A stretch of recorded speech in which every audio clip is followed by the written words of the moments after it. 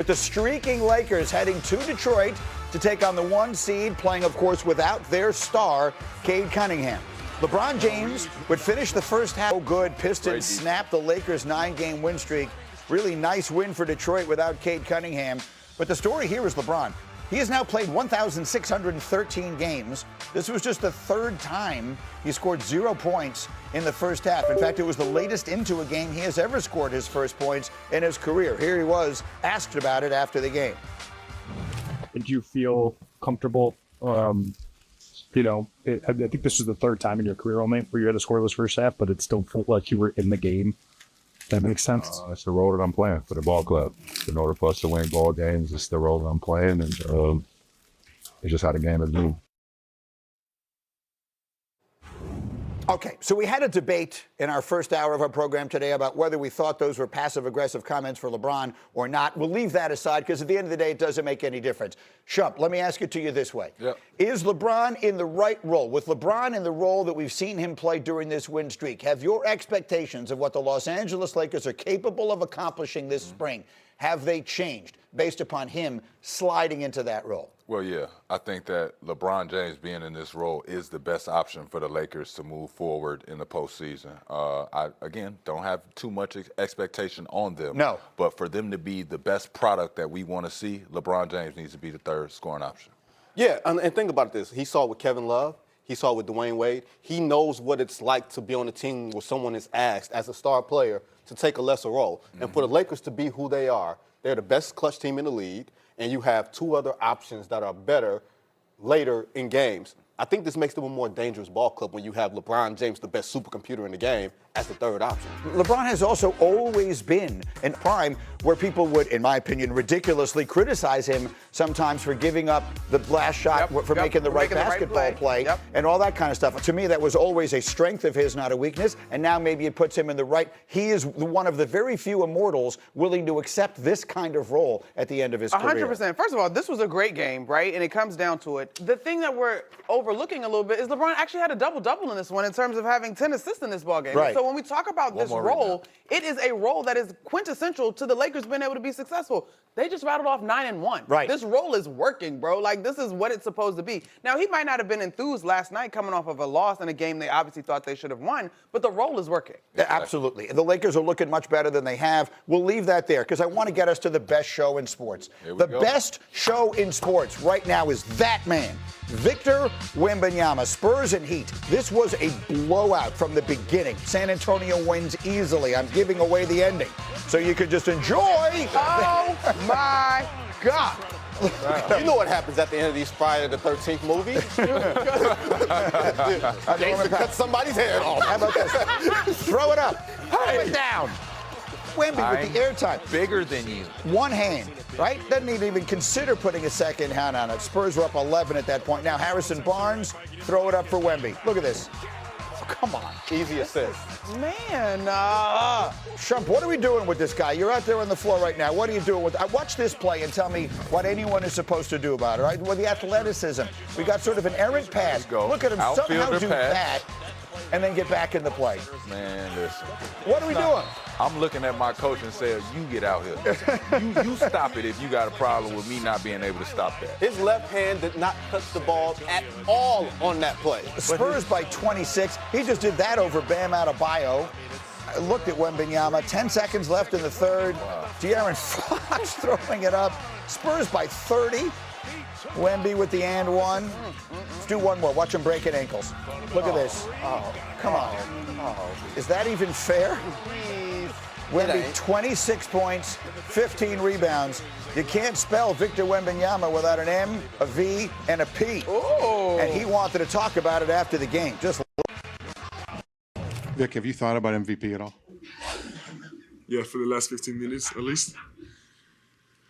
Yeah, I have thought about it. I think right now there is a debate, that should be. Even though I think I should lead the race. And I'm trying to make sure that until the end of the season, there's no debate anymore. 3 arguments. My first one would be that defense is 50% of the game and that it is undervalued so far in the MVP race because I believe I'm the most impactful player defensively in the league. Second argument would be we almost swept OKC in the season, and we dominated them 3 times with their real team and 4 times with more rotation players. And my third argument would be that offense impact is not just points. There are 2 separate conversations to be had about what Victor Wembanyama just said. One of them is whether or not he should be the MVP. Let's do that one second. Let's start with what do we think of him sitting up there and saying all of that after that game last night? I don't like that. You I don't? love it. Oh, okay. Wait for me to land the plane. Relax. Okay. The fact that we have so many superstars in today's game who are willing to say the right thing or willing to say, you know what, I don't care about MVP. I want to go play with my horses. The fact that he is saying, this is something that I want. I'm going for it.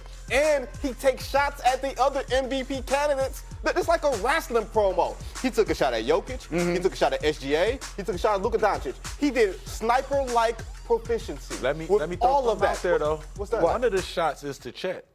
Oh, he hates that man. That's He what hates I was that thinking. man. Which one of those is Chet? Oh, when he said that they beat him.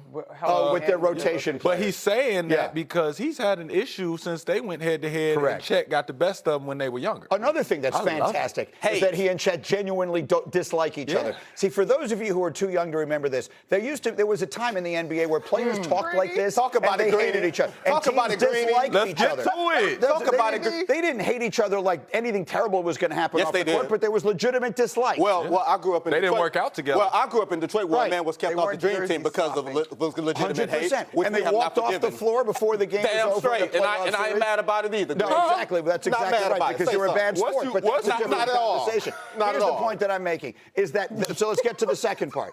The single best thing Come on, bring it back. that has happened to the NBA Bring it back. in recent memory is the fact that Victor Wembanyama has that mentality. Yes. The fact that he thinks the way he does. He came over from France. We all knew how tall he was. We quickly figured out how gifted and skilled he was. Anyone can see that. But what I didn't know, I don't know how anyone would have known, is that he's got that mentality. He has the mentality of a player from the 70s, Yes. for crying out loud, which I'm the only one here old enough to remember. He's he's got that kind of nasty in him, Yeah. and that is the best thing I can say has happened to the NBA in recent memory. What's the phrase he gave us earlier this season? Ethical basketball. Both on the court and in the spirit of true and pure competition. Yes. Get that man all the smoke. And rightfully so, because we watch highlight after highlight and we're like, what are you supposed to do with this? I tell you what, I am very excited for this postseason to see teams scheme on how you actually slow him down. Now, I do want to go back to some of the points that he made in his Let's get to the argument. Come on, MVP get part. to For it. MVP. Is he the MVP? I still have Shai Gilgeous-Alexander as my MVP. Come on. When you look at the net rating in terms of guys, the latter part of what he said, which I don't think that was a shot for Shai, but anyway, the latter part of what he said, Shai is second in the net rating, Victor is first in the net rating. So they're right there. When you talk about defensive rating, you got Wemby third in defensive rating, Shai is top 10. He's 10th in defensive rating. For a guy at his position, right, he's not camped out at the rim. I'm not saying that's all that Victor does, no shade. But at the guard position, being able to defend and score with the efficiency that Shai is moving, and you know what? The 4 games are fantastic, but y'all still don't have a better record. So that's what matters. No, and not just that. Shai Gilgeous-Alexander hasn't played in a loss since like January. Like we have not paid That's right. as much attention to Oklahoma City as a conglomerate since they lost their bid to go win 70 games. Shai is number 1 on my MVP ballot right now, but Vic is making this far more of a conversation than it appears to be among And them. also, we cannot forget that Victor has to do this for them to be good defensively. We've seen a OKC great point. without SGA. They pretty damn good defensively. Yeah. I think I like it. You know what I'm saying? I think I like So it. you're And not when a he's out voter. there, If you were a voter right now, and we still SGA is have the whatever MVP. we got, 10, 12 games left to go. SGA is the MVP. SGA is the MVP. I've been watching it.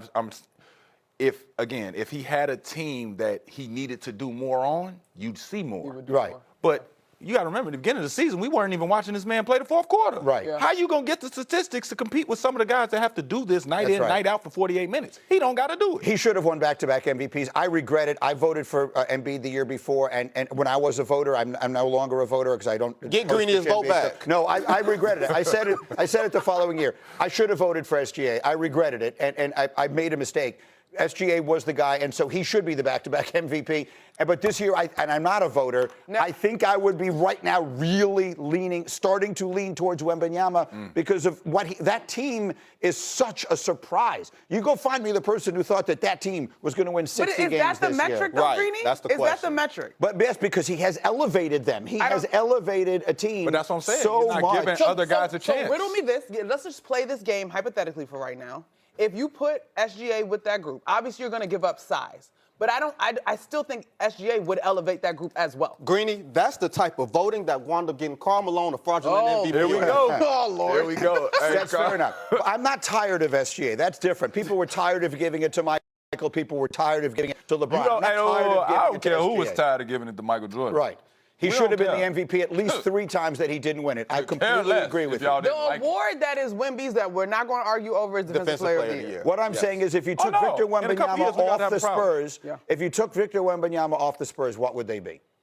If you took SGA off of the Thunder, they're not what they are. Right. No, they're not what they are, but I mean they would still be in the playoffs. It all goes down to what they are. Every voter's criteria is different. As someone who's been a voter for 15 years, every year the narrative changes. But you look good. Go ahead.